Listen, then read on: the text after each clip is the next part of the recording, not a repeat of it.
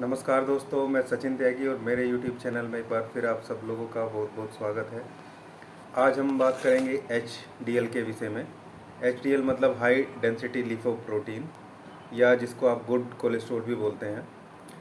असल में जब कोई हार्ट की प्रॉब्लम किसी पेशेंट को दिखाई देती है या ऐसी डाउट होता है डॉक्टर को कि इसको कुछ ब्लड में ब्लॉकेज हो सकता है या कोलेस्ट्रॉल की जो वैल्यू है वो ब्लड में ज़्यादा हो सकती है, तो वो उस पेशेंट को एक टेस्ट एडवाइस करता है, ब्लड टेस्ट, जिसको बोलते हैं लिपिड प्रोफाइल। और लिपिड प्रोफाइल में कुछ चीज़ें बहुत इंपॉर्टेंट होती है, जैसे तीन कंपोनेंट हैं। एक है आपका कोलेस्ट्रॉल, ट्राइग्लिसराइड और HDL, हाई डेंसिटी लिपोप्रोटीन या गुड कोलेस्ट्रॉल। इसके अलावा और भी कंपोनेंट होते हैं। एक फोर्थ कंपोनेंट होता है ratio of cholesterol and HDL, मतलब कोलेस्ट्रॉल और HDL का रेशो कितना है, वो भी बहुत इंपॉर्टेंट फैक्टर है जो आजकल बहुत देखा जाने लगा है। वैसे तो बहुत पुराने टाइम में ही ये चीज़ निकल के आ गई थी कि अगर HDL बहुत अच्छा है किसी का, हाई डेंसिटी लिपोप्रोटीन, तो वो बाकी कोलेस्ट्रॉल को मैनेज कर लेता है। इसलिए HDL का बड़ा होना ज़रूरी है। और इसको हमारे एक तरीके से मेरे आदर्श भी हैं राजीव दीक्षित जी। उन्होंने भी बहुत बार कहा है कि HDL अगर अच्छा है, पैदल चलने से जो बढ़ता है, बहुत सारे फैक्टर हैं जिनसे बढ़ता है। और बहुत सारे योग गुरु जो हैं, रामदेव भी, बाबा रामदेव भी, उसके अलावा भी बहुत सारे जो योग गुरु हैं जो योग सिखाते हैं, या नेचुरोपैथी वाले, वो सब उसमें लिखा है कि HDL के वैल्यू अगर सही है तो जो रिस्क फैक्टर हैं वो कम हो जाते हैं, जो हार्ट अटैक या कार्डियक अरेस्ट के जो रिस्क फैक्टर्स।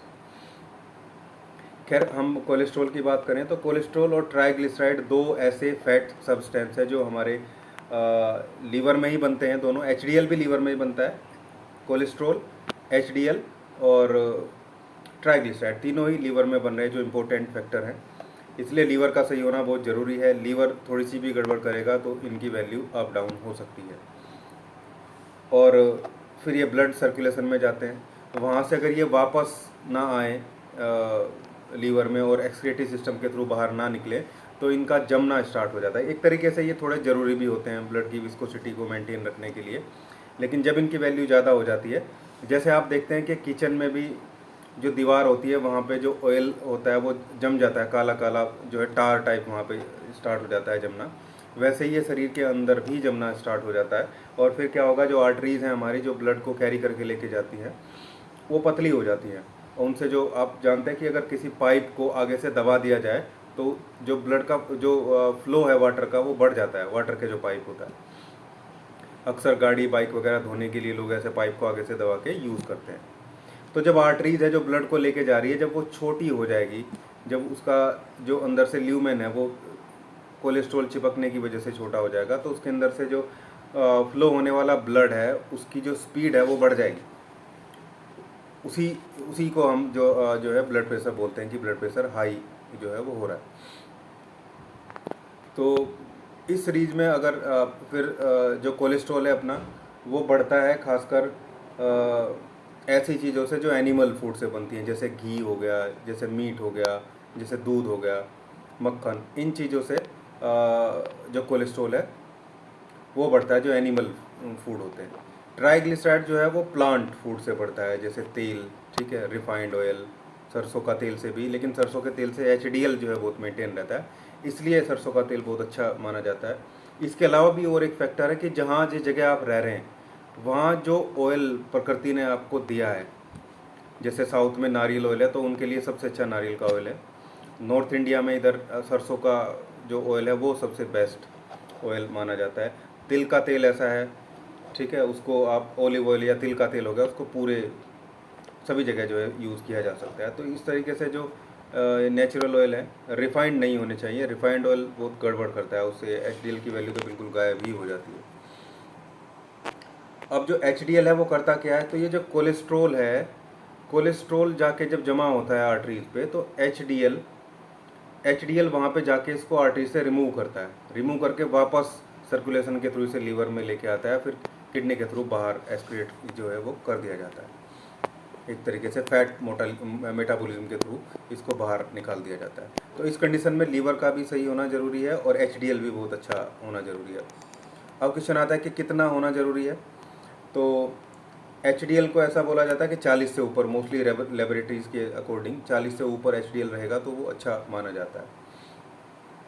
या फिर मैं कहूँ एक जो आजकल नई स्टडीज़ आ रही हैं वो ये है कि टोटल कोलेस्ट्रॉल जितना भी है आपका, उसका 25%, एक चौथाई आपका HDL हो। मानो कि 200 आपका कोलेस्ट्रॉल आया है और HDL आपका 50 है तो वो अच्छा है, लेकिन अगर 40 है तो और 200 कोलेस्ट्रॉल है तो वो सही नहीं है। फिर आपको कोलेस्ट्रॉल धीरे धीरे रिड्यूस करने की रिक्वायरमेंट है, HDL को मेंटेन रखने की या बढ़ाने की रिक्वायरमेंट है। अब HDL बढ़ेगा कैसे? तो कोई ऐसी गोली या ऐसी चीज़ तो अवेलेबल है नहीं जो HDL को बढ़ाए, और नेचुरली इसको आराम से बढ़ाया जा सकता है हरी पत्तेदार सब्जियां खा के, हेल्दी फूड खा के, जिससे लीवर पे कम लोड पड़े, लीवर को हेल्दी रख के, ऐसी एक्सरसाइज करके, ठीक है। और पैदल चलने से HDL बहुत अच्छे से मेंटेन होता है, बहुत अच्छे से इम्प्रूव भी होता है HDL को। तो पैदल चलना बहुत अच्छी एक्सरसाइज है HDL के लिए। धीरे धीरे पैदल चलना, ऐसी स्पीड में कि हल्का सा पसीना आए, थकान भी ना हो। बहुत सारे केस जो आजकल देखने को मिल रहे हैं कि वो एक्सरसाइज करते हुए या खेलते हुए लोगों को कार्डियक अरेस्ट जैसी कंडीशन देखने को मिल रही है।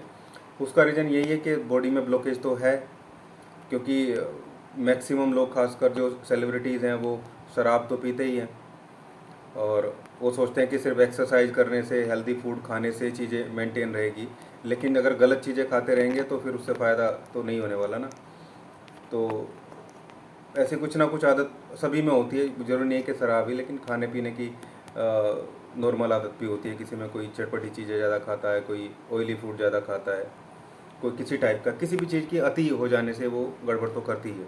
तो क्लोट तो कहीं ना कहीं रहता ही है।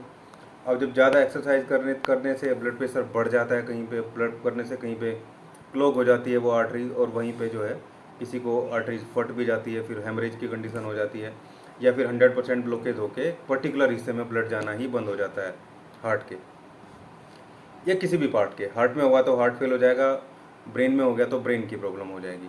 इसके अलावा और बहुत सारी प्रॉब्लम है, किसी को ब्रेन में ही होने से पैरालिसिस जैसी कंडीशन भी देखने को मिलती है। तो ये होता सब क्लोट की वजह से ही। तो ये चीज़ें ज़रूरी हैं, HDL का बढ़ना ज़रूरी है, और पैदल चलना बहुत ज़रूरी, बहुत इम्पोर्टेंट एक्सरसाइज है। और ये था वीडियो मेरा आज का HDL पे। उम्मीद करता हूँ आपको अच्छा लगा होगा। अच्छा लगा तो लाइक कीजिए, शेयर कीजिए, चैनल को सब्सक्राइब जरूर कीजिएगा। Thank you.